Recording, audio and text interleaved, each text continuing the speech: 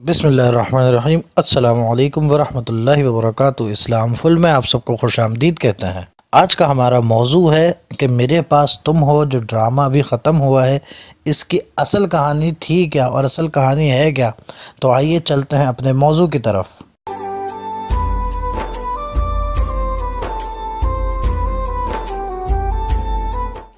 اگر میرے پاس تم ہو کا اینڈ دیکھا جائے تو آخر میں یہ ہوتا ہے کہ دانش مر جاتا ہے، نہ وہ ہانیہ کو مل سکتا ہے، نہ وہ مہوش کو مل پاتا ہے، نہ وہ رومی کے لیے بچ پاتا ہے۔ ادھر دوسری طرف دیکھا جائے تو ماہم کو شاہوار بھی چھوڑ کے بھاگ جاتا ہے۔ الغرض اگر پورے ڈرامے کی کہانی دیکھی جائے تو کہانی یہ نظر آتی ہے کہ مہوش نے دانش کو دھوکہ دیا، دانش نے ہانیہ کو دھوکہ دیا، شہوار نے ماہم کو دھوکہ دیا۔ الغرض ہر ایک نے ایک دوسرے کو دھوکہ دیا، اور یہ دھوکے والا ڈرامہ مقبولیت کی بلندیوں کو چھو کر ختم ہو گیا، اور آخر میں جو مین کریکٹر تھا دانش، وہ مر گیا۔ اب چونکہ ڈرامے جو ہیں وہ موجودہ زندگی کو دیکھ کر اسی حالات کے تناظر میں بنائے جاتے ہیں، اور یہی زندگی کی حقیقت ہے کہ دیکھیں ایک دوسرے نے، سب نے آپس میں ایک دوسرے کو دھوکہ دیا، آخر میں ایک مر گیا۔ اگر یہ ڈرامہ آگے کنٹینیو کیا جاتا تو کسی دن مہوش مر جاتی، کسی دن ہانیہ مر جاتی، کسی دن کوئی مر جاتا۔ یہی زندگی کی حقیقت ہے جو اللہ تبارک و تعالی نے بھی قرآن پاک میں فرمائی۔ سورہ آل عمران کی آیت نمبر 185 185 میں اللہ تبارک و تعالی فرماتا ہے، کل نفس ذائقۃ الموت وانما توفون اجورکم یوم القیامۃ فمن زحزح عن النار وادخل الجنۃ فقد فاز وما الحیاۃ الدنیا الا متاع الغرور۔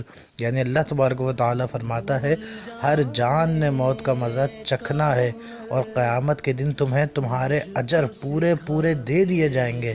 تو جسے آگ سے بچا لیا گیا اور جنت میں داخل کر دیا گیا وہ کامیاب ہو گیا، اور دنیا کی زندگی تو صرف دھوکے کا سامان ہے۔ اب اس ڈرامے میں دیکھا جائے تو یہی ہے کہ ہر کسی نے ایک دوسرے کو دھوکہ دیا۔ زندگی کی یہی حقیقت ہے کہ اگر آپس میں اتنے دل لگا لیے جائیں ایک دوسرے سے کہ انہی کو ہر کچھ سمجھ لیا جائے تو سوائے دھوکے کے اور کچھ نہیں ملتا، بلکہ دل تو وہاں لگانے چاہیے، اپنے پاس تو ان کو سمجھنا چاہیے۔ یہ تو اسے کہنا چاہیے کہ میرے پاس تم ہو جو کہ حقیقتاً تمہارے پاس ہو۔ وہ تمہارے پاس کون ہے؟ اللہ تبارک و تعالی فرماتا ہے، النبی اولا بالمؤمنین من انفسہم، کہ ایمان والے وہ ہیں کہ میرا نبی صلی اللہ علیہ وسلم جن کی جانوں سے زیادہ ان کے پاس ہو، جن کی جانوں سے زیادہ ان کے قریب ہیں۔ تو ہمیں چاہیے کہ ہم اس طرح دنیاوی معاملات کو اپنے پاس کرنے کے بجائے حضور اکرم صلی اللہ علیہ وسلم کی ذات کو اپنے پاس رکھیں۔ کسی سے اگر کہیں کہ میرے پاس تم ہو تو اپنے آقا سے کہیں کہ اے میرے آقا میرے پاس تو تم ہو، کہ ان کا پاس ہونا دونوں جہاں میں کامیابی کا ذریعہ ہے، دونوں جہاں میں نجات کا ذریعہ ہے، دونوں جہاں کی خیر کا ذریعہ ہے۔ کہ اگر قبر میں بھی نجات ملے گی تو حضور اکرم صلی اللہ علیہ وسلم کی معرفت اور حضور ہی کی پہچان سے نجات ملے گی، اسی طرح محشر میں بھی نجات ملے گی تو حضور ہی کی معرفت، حضور ہی کی عظمت و وسیلے کے سبب ملے گی۔ کہ حضور اکرم صلی اللہ علیہ وسلم نے فرمایا کہ اگر تم دنیا میں مجھ پہ کثرت سے درود پاک پڑھو گے تو بروز قیامت میں تمہارے قریب ترین ہوں گا۔ مفہوم حدیث ہے، یعنی دنیا میں ہم حضور ہی کا ذکر کرتے رہیں، انہی کا نام لیتے رہیں، انہی کو کہیں کہ میرے پاس تم ہو، تو ہمیں دنیا میں بھی حضور کی رحمت کافی ہے اور قیامت میں بھی حضور کی رحمت کافی ہے۔ ان کا پاس ہونا دنیا میں بھی امان کا ذریعہ ہے اور آخرت میں بھی امان کا ذریعہ ہے۔ ان کے پاس رحمت خدا کا ایسا ذریعہ ہے کہ اللہ تبارک و تعالی نے فرمایا فَأَيْنَمَا تُوَلُّوا فَثَمَّ وَجْهُ اللَّهِ۔ اس کی ایک تفسیر یہ ہے کہ اللہ اپنے حبیب سے کہہ رہا ہے، اے میرے محبوب جدھر آپ کا رخ ہو جائے خدا اپنی رحمتوں کا رخ ادھر کر دیتا ہے، اور جہاں رحمت ہوتی ہے وہاں عذاب نہیں ہوتا۔ تو ہمیں چاہیے کہ اپنی زندگیوں کو اس طرح بنائیں کہ اپنے آقا سے کہیں، اے نبی کریم صلی اللہ علیہ وسلم میرے پاس آپ ہیں، اور حضور کو اپنے پاس مان لیا جائے، حضور کو اپنے پاس سمجھا جائے، زندگی ایسی گزاری جائے کہ حضور اکرم صلی اللہ علیہ وسلم خوش ہو جائیں، ان کی رضا والی ہو، ان کی اطاعت والی ہو، تو دونوں جہاں کی خیر، دونوں جہاں کی بھلائی ہے۔ اسی طرح اگر کسی کو کہنا ہے کہ میرے پاس تم ہو تو اپنے رب کو کہیں، اللہ تبارک و تعالی کو کہیں، جس نے اپنے بارے میں فرمایا نحن اقرب الیہ من حبل الورید، یعنی اللہ تعالیٰ تو جانوں سے بھی زیادہ قریب ہے۔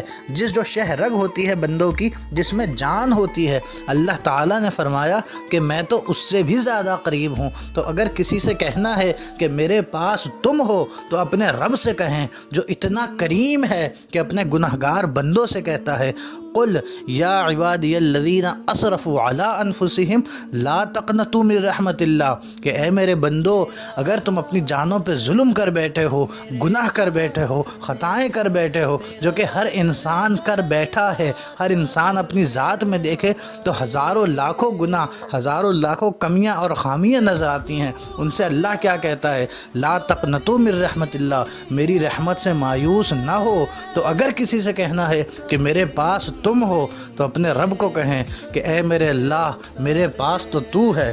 جو انسانوں سے کہتا ہے یا ایہا الانسان ما غرق بربک الکریم، کہ اے انسان تجھے اپنے کریم رب سے کس نے دور کر دیا۔ آج ہم یہ ڈرامے وغیرہ دیکھ کر اپنے آپ کو اپنے رب سے دور کر دیتے ہیں، جو ہمارے سب سے زیادہ پاس ہے، ہماری جانوں سے بھی زیادہ پاس ہے، اس کو بھلا کر دوسروں کو کہتے ہیں کہ میرے پاس تم ہو۔ ہمیں چاہیے کہ اللہ رسول کو اپنے اتنا پاس رکھیں کہ جو اللہ رسول نے فرمایا ہے، اللہ نے قرآن پاک میں نبیوں کو بھی مومن کی جانوں سے زیادہ قریب فرمایا ہے، اور اپنے آپ کو بھی مومنوں کی شہ رگ سے زیادہ قریب فرمایا ہے۔ تو ہمیں چاہیے کہ زندگیاں ایسی گزاریں کہ جس میں اللہ بھی ہمارے قریب ہو، رسول اللہ صلی اللہ علیہ وسلم بھی ہمارے قریب ہوں۔ قریب ہونے کا مطلب یہ ہے کہ جو عمل کریں اللہ رسول کی رضا والا کریں، جو کام کریں اللہ رسول کی خوشی اور خوشنودی والا کریں۔ اسی میں دنیا کی بھی کامیابی ہے، آخرت کی بھی کامیابی ہے، کہ یہی وہ ذاتیں ہیں جو کبھی دھوکہ نہیں دیتی، یہی وہ ذاتیں ہیں جو دنیا میں بھی ساتھ دیتی ہیں اور آخرت میں بھی ساتھ دیتی ہیں۔ اللہ تعالی ہماری اصلاح فرمائے اور ہمیں ہدایت عطا فرمائے، اور ہمارے لیے دونوں جہانوں کی خیر اور بھلائیوں کو لکھ دے۔ آمین۔ السلام علیکم ورحمۃ